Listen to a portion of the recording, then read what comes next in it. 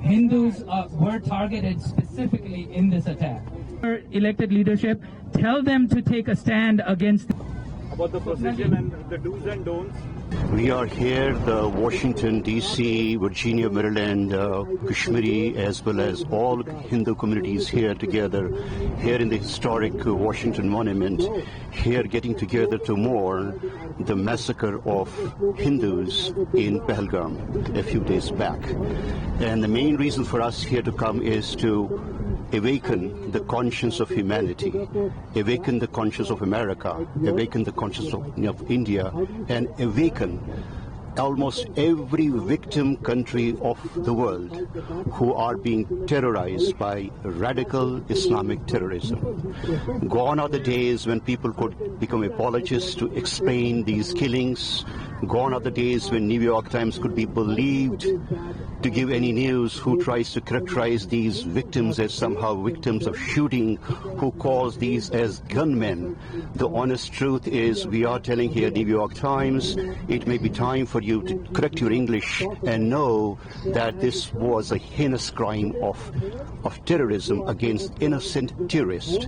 Imagine in 2025, terrorist is asked to identify whether they are Muslims or non-Muslims. They're asked to recite kalma. They're asked to recite and show identity. Or in some cases, they were even asked to, the men were asked to undress so that it could be confirmed whether they are Muslims. And once they were confirmed to be Hindus, then they were selectively killed. So this is not a room for the apologists in the country or abroad to somehow try to cleanse it or try to whitewash it.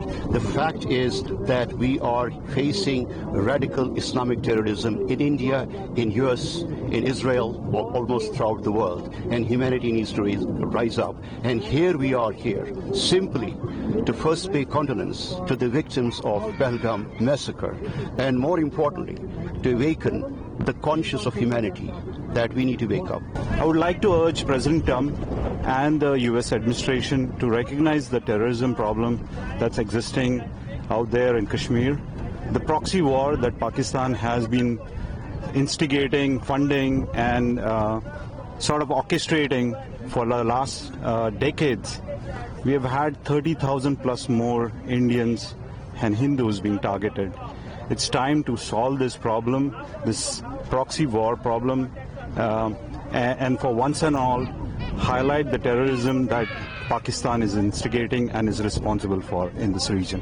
Today I decided to come and just mourn with the rest of the community because this is a really tragic event that happened, and a lot of the media fails to emphasize the fact that this was targeted on the Hindu religion. They specifically asked them what their religion is before killing them, and there's lots of people in my generation, I see them celebrating all the festivals and everything, but when it comes to things like this, they are unable to speak up about Hindu issues. So I wanted to be here and make sure that I'm there for my community in the good times and also in the bad times.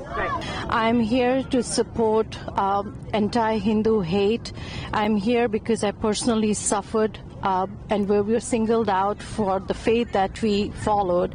My own grandfather, Justice Neelkant Ganju, on November 4th, 1989, was targeted and was shot at on point-blank range. He was targeted because he was a Hindu as well. April 22nd brought back a lot of nightmares for all of us. We Kashmiri Hindus are facing the same and reliving the horrific incidents that happened over the decades with us. We were asked to either relive or live, either convert to Islam or run away or be ready to die. And around 400,000 plus Kashmiri Hindus fled their homes overnight. I am here speaking on behalf of all Kashmiri Hindus who still are facing against all the false narrative that is being spread. We are still being asked to prove that it actually happened to us, and our heart bleeds. Our eyes have dried up crying, honestly, and April 22nd should never have happened. It's a slap on the face of humanity. Islamic terrorism has to stop. People need to understand and acknowledge and respect all faiths. Nobody should have to die because of the faith that they follow. And that's why I'm here supporting it, trying to raise awareness and bring the fact and the truth to light. And, all these media, they're all gaslighting us. They're talking about as if nothing had happened. It was just an attack. Innocent people caught in fire. It's not that. People were asked to prove their identity, their religious belief, before they were shot at point blank range.